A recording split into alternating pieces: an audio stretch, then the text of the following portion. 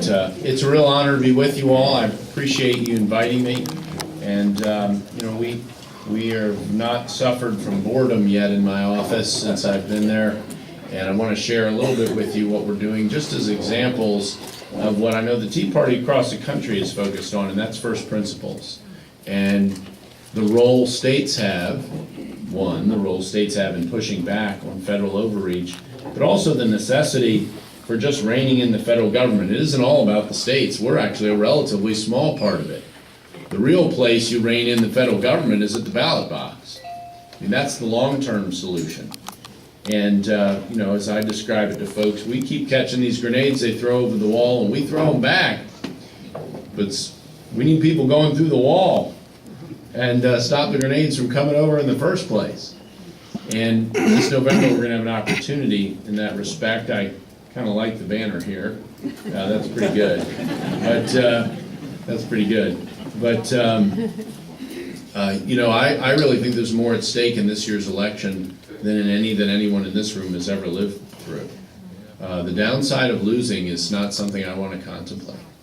It really isn't. Amen. It's, even, you know, this is a potential transformational election. 1980 was the last one, and if we'd lost that one, obviously it would have been bad. But the downside of a second Jimmy Carter term, as miserable as that phrase may sound, is nothing compared to what we're facing now. It really is small potatoes, relatively speaking. And a big reason why, I mean, there's the dollars, just straight dollars. The balance sheet now is so much worse. And that's a bipartisan reality. That isn't just about President Obama. President Bush didn't help that situation either. Nor a Republican Congress, House and Senate, for 6 years at the beginning of the last decade. Until this administration, they were spending money like drunker sailors than anybody until this administration. And that's a big component. But the other piece is the first principles piece. And it is enormous. It's enormous. It is, we see the danger in the violation of the law by this administration day in and day out. I said about a month ago I had organized a report by my fellow attorneys general and myself. 9 of us put together 21 violations of the law, not policy disagreements. That list would be a lot longer, 21 violations of the law by the president or his administration. And I said, as we rolled out that report, that this president and this administration represent the greatest group of lawbreakers to ever run the federal government in our lifetime. And in 1 month, do you know how many times I've been challenged on that assertion? 0. Reported nationally, 0. The exception being not bloggers, but commenters on blogs, who largely would have to be censored for profanity, not substance, in the few times I've even seen anybody complain about it. That is understood by the American people. Now let's go back a little over 200 years. What would the founders think of that incredible abuse of the law itself? Remember what they established here, a nation that would be governed by the rule of law and not of men. We now have a president who complains that Congress won't do what he wants, so he's going to go do it himself. Constitution be damned. We have a president who's trying to intimidate the Supreme Court this week on a case because he thinks he's going to lose, and he doesn't want to. It's that simple. I remember listening to a radio interview during the 2008 presidential campaign of then Senator Barack Obama that was from somewhere in the 2001 to 2004 timeframe. And he was asked the question, as I recollect it, what do you think sin is? And his answer was relevant to our constitutional discussion. His answer was, doing something you think is wrong.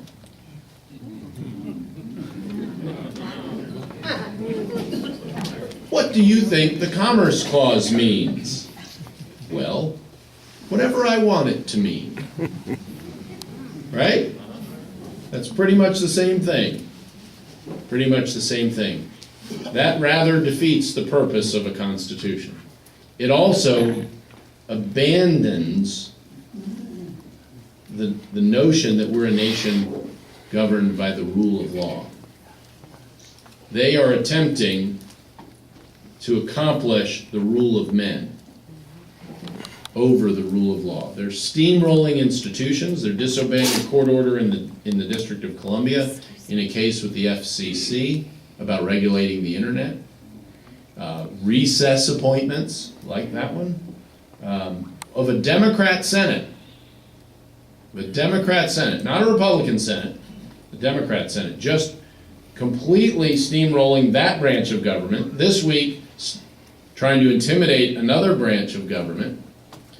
There is so much evidence of the disdain for the rule of law itself and the first principles on which this country is built by this administration that we couldn't possibly recount it all in merely one night. And that's running till midnight. But I'm not going to run that long. What we have done in the EPA case, which we filed before the healthcare case, and I've taken to calling the EPA the Employment Prevention Agency, because they're so good at that. It's much more descriptive in what they're doing than Environmental Protection Agency. We sued them over their greenhouse gas endangerment finding, not because we didn't like it, but because it was illegal, that they violated the law in promulgating this regulation that, well, it's really a finding under which they promulgate regulations. And Lisa Jackson, the administrator of the EPA, under oath in front of the US Senate, said that by the year 2100, they still wouldn't be able to measure what they thought would be the benefit from the regulatory scheme. That's not Ken's assessment of the EPA's numbers. That's the EPA's assessment of the EPA's position. It'd be immeasurable, and as Rush Limbaugh would say, for those of you in Rio Linda, that means you can't measure it. Now, I was an engineer before I went to the dark side and went to law school, and this data and numbers actually matter to me. I want us to be right as a country, as a government.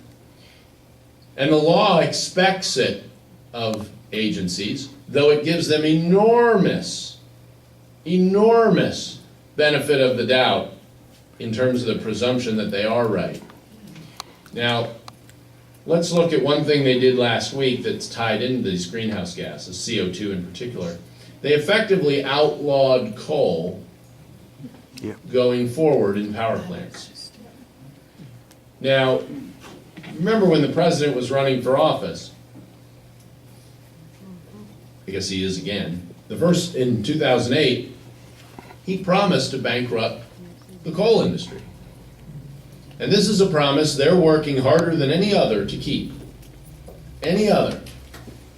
And last week was just the icing on the cake. The greenhouse gas rules targeted that.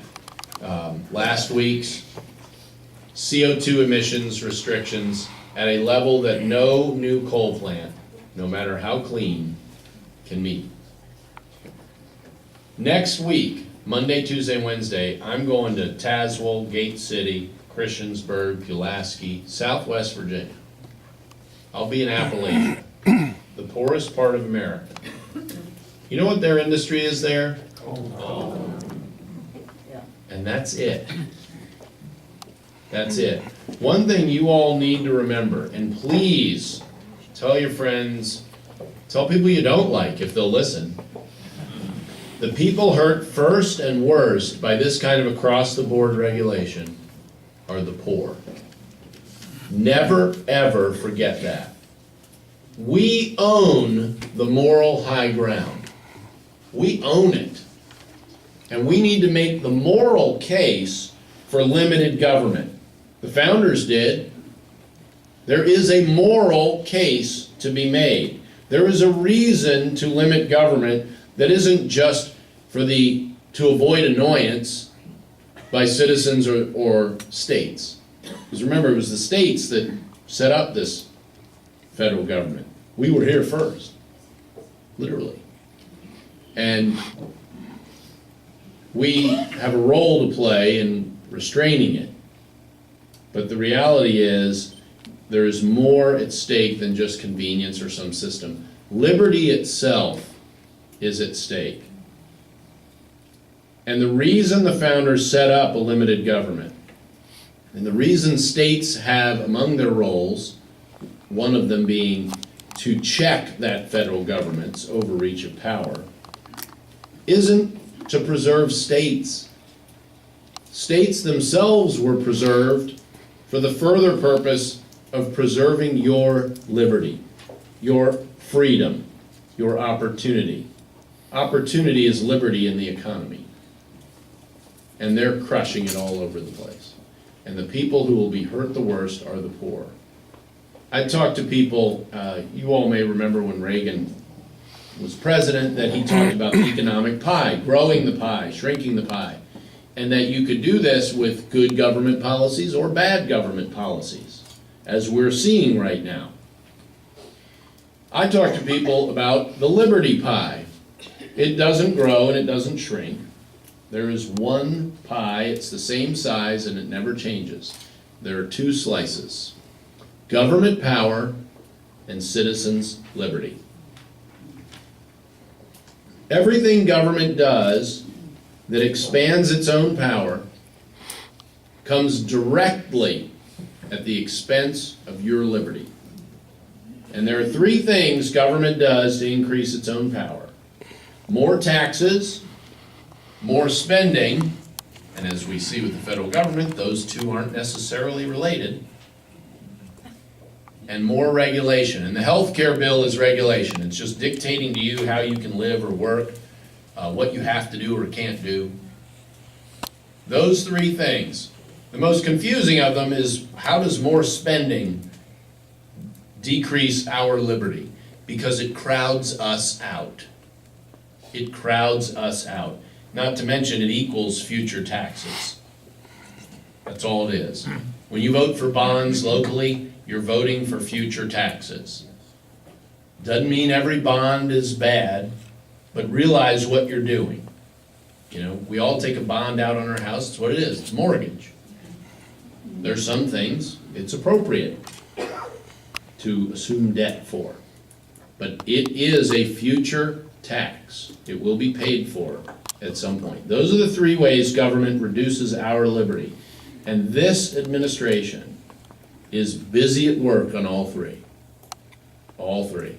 You listen to the attacks by the president on Paul Ryan's rather meager, I give him credit, but by the standards of what we're facing, rough attempt to rein in the growth of federal government. He doesn't shrink it. He just tries to slow it down. I don't think that's enough when you're running $1 trillion+ deficits. Nonetheless, listen to the president's attack on that. Not enough spending. Not enough spending. And that spending is reducing our liberty while it enslaves our children to debt and grandchildren to debt. And it puts our country in a position where liberty will be further squashed. How many of you have read Atlas Shrugged? A lot of you. If you haven't, you ought to read it. It's a long book, but we're living it.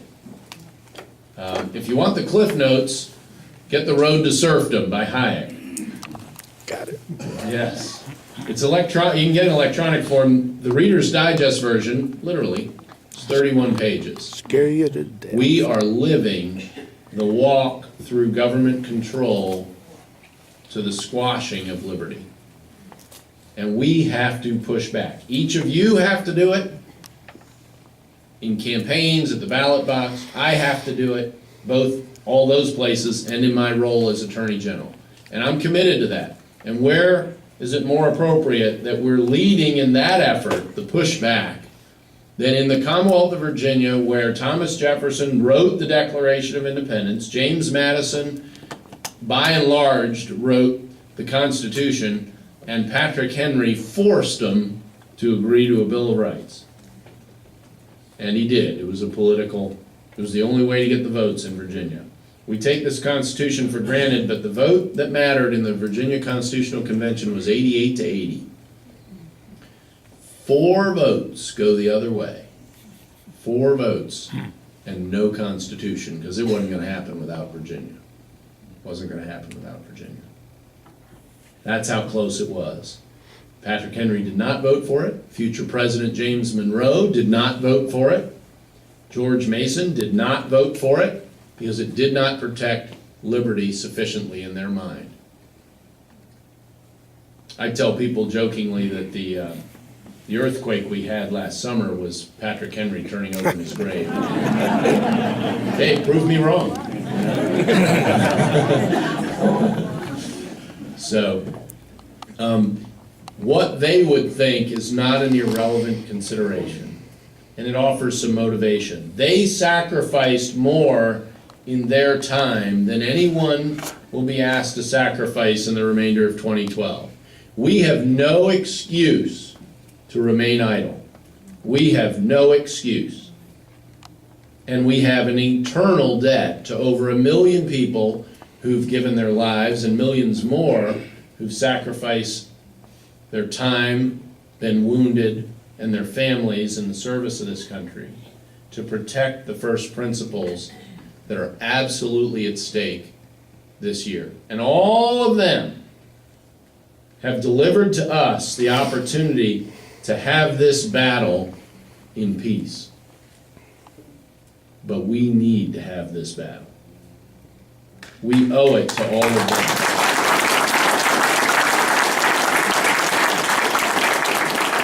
As I said, we're doing our part. I know so many of you have followed the healthcare case. I don't have to give you a blow-by-blow. We thought we were in the nothing can happen now, but we wait for the Supreme Court. Until the president came out and tried to intimidate the Supreme Court this week.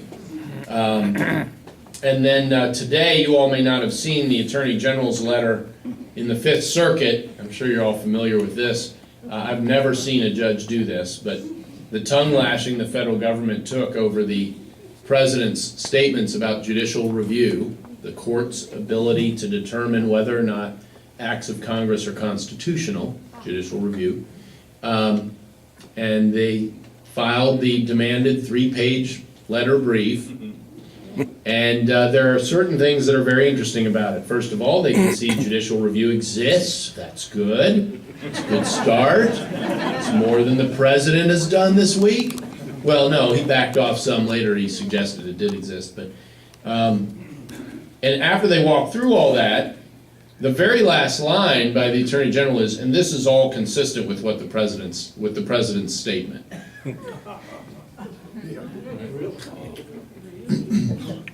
That one difference between conservatives and liberals, we accept reality for what it is. That's a big difference. A big difference. Included in that letter is sort of a dressed up extension of the president's attack. A press for, it's under number 3 in the letter. When you pull it up, I'm sure it'll be all over the internet by the time you get home. Number 3 there, it's only about a page long. They talk about the deference courts have shown to Congress on the constitutionality of acts, which is true. It's a co-equal branch of government. The benefit of the doubt goes to the Congress, but not when it ain't close. And the language they use there is very strong set of quotes, and they cite 2 judges healthcare on the healthcare case. Now, mind you, this Fifth Circuit case about something, it's about a part of the healthcare bill. It's about the physician's ability to own practices, hospitals. It's not, hasn't been litigated yet. And they cite 2 judges, Judge Silberman in D.C. and Judge Sutton in the Sixth Circuit. Not coincidentally, in my view, Republican appointees who voted that the mandate is constitutional. The only 2, I think. And when you couple that with the rather aggressive restatement of the president's position that they shouldn't be touching this, it really sounds to me like no apology at all. It's as I was on Larry Kudlow earlier tonight, it's a non-denial denial, which, you know, is kind of par for the course, this administration. So I thought we were in that, I call it black box period, with like a jury, once they go in the jury room, they're in the black box. You can never penetrate the black box to figure out what's going on there. Well, the president's still trying to affect the outcome. And I strongly suspect he will. Just not the way he'd like to. You know,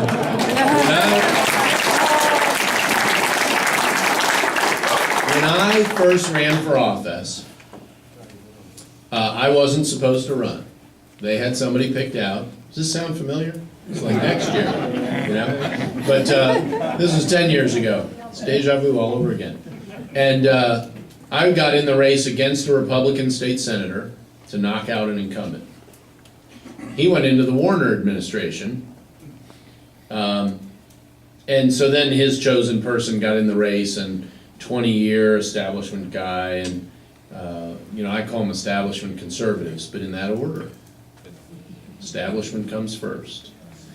And which is the biggest problem in the Republican Party. Now, this is a different party, but that's the biggest problem we got in the Republican Party. And just person after person came to me to tell me all the reasons I shouldn't be running, and, you know, I was disrupting everything, and blah, blah, blah, yada, yada, yada, yada. And they obviously didn't know me very well. I thought about everything they said and got more and more and more motivated with every single person that came to me. Because I knew what part of, even back then, that was part of our problem, and that was just an expression of it. It was just an expression of it. I think the voters are pretty well fed up with being told who they get to vote for. And in my case, for next year with the lieutenant governor, if the people of Virginia want the lieutenant governor as their Republican nominee for governor, guess what? They're going to get him, because they're going to vote for him. But we're going to do this competitively. If the Republican Party is going to return to being the party of free markets and free competition, we're going to practice what we preach, and I'm going to make them do it. I'm going to make them do it. And that has garnered great gnashing of teeth and wailing and all sorts of other terrible sounds that make good coyote calls, but they're not much good in politics. I have coyotes killing my chickens, so I have it on the brain. But and we'd like y'all's support in that race. That's after 2012. We don't want necessarily your effort, but we'd sure appreciate your commitment and your support now. These two guys over here. These two guys right here are point people for us in this county, and I appreciate that. And so if you're willing to get on board with us now, we're not going to ask a ton of you now. We have our eye on the ball too. And unlike any race in my lifetime in Virginia, we are a critical swing state from day one in this race. And we are focused on that. Now, as it is, I don't have the luxury of waiting until 2013 to start putting pieces in place in a governor's race, especially against a competitor who's really been running for 2.5 years. So we'll do those, but with discretion, to make sure we don't detract from the mission this year. That is the priority. And if I could only pick one race in the whole rest of my life to win, it would be the presidential this year. And that's well worth losing all the rest of the ones I may ever be in. That's how important this one is, and we got to keep our eye on that. With that, I'm happy to take some questions, and I want to tell you all I appreciate the support of so many of you to get into the Attorney General's office. We did awfully well in this county, actually better than I've done in any precinct of my Senate district, in any race for the Senate, but as a conservative in Fairfax, I was covered by the Endangered Species Act, so I don't look good. But thank you all very much.